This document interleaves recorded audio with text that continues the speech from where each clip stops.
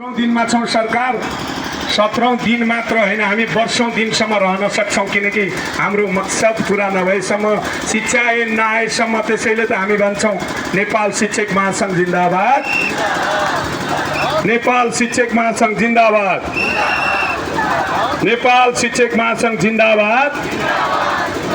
हाम्रो आन्दोलन जारी छ, हाम्रो आन्दोलन जारी छ। कृपया सडक पेटीमा रहनुभएका मेरा आदरणीय शिक्षक साथीहरू, तपाईहरू मेन धारमा आइदिन अनुरोध गर्दछु र यो मूल ब्यानरलाई कृपया पछाडिपट्टिबाट अलिकता साथीहरूले नधकेल्दिन पनि म हार्दिक अनुरोध गर्दछु।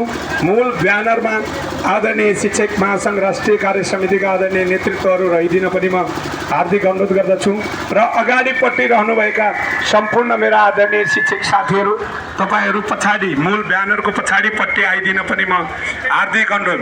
तीनवटै लाइनहरू सँगै हिँड्नका लागि, तीनवटै लेनहरू सँगै हिँड्नका लागि म हार्दिक अनुरोध गर्दछु। तपाईहरू माथि उभिरहनु भएको छ, शिक्षक साथीहरू तपाईहरू दुबोमाथि उभिरहनु भएको छ, तपाईहरू फुलका बुटाहरू माथि उभिरहनु भएको छ, तल झर्दिन म अनुरोध गर्दछु।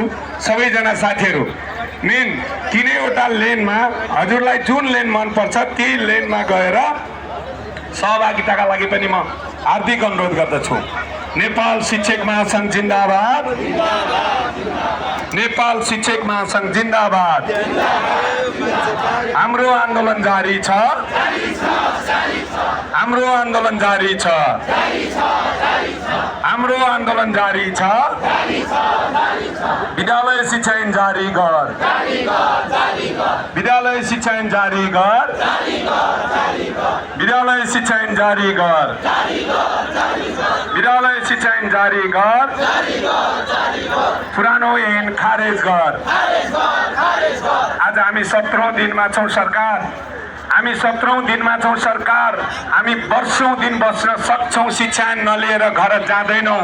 त्यसैले सबैजनाले हात उठाएर भनिदिनुहोस्, विद्यालय शिक्षा ऐन जारी गर, विद्यालय शिक्षा ऐन जारी गर, विद्यालय शिक्षा ऐन जारी गर। हाम्रो आन्दोलन जारी छ, हाम्रो आन्दोलन जारी छ। नेपाल शिक्षक महासंघ जिन्दाबाद। कृपया मूल ब्यानरलाई पछाडिबाट नधकेल्दिन म हार्दिक अनुरोध गर्दछु। मूल ब्यानरभन्दा अगाडि नआउन पनि म सम्पूर्ण साथीहरूलाई अनुरोध गर्दछु। अगाडिको त्यो ब्यानरमा नधकेल्दिनुहोस्। माथितिर सर र म्यामको ड्रेस लगाएर उभिनुभएका मेरा आदरणीय सरहरू, हजुरले त आइदिन अनुरोध गर्दछु। तपाईहरूलाई हामीले देखिरहेका छौँ, तपाईँ बाटोको पेटीबाट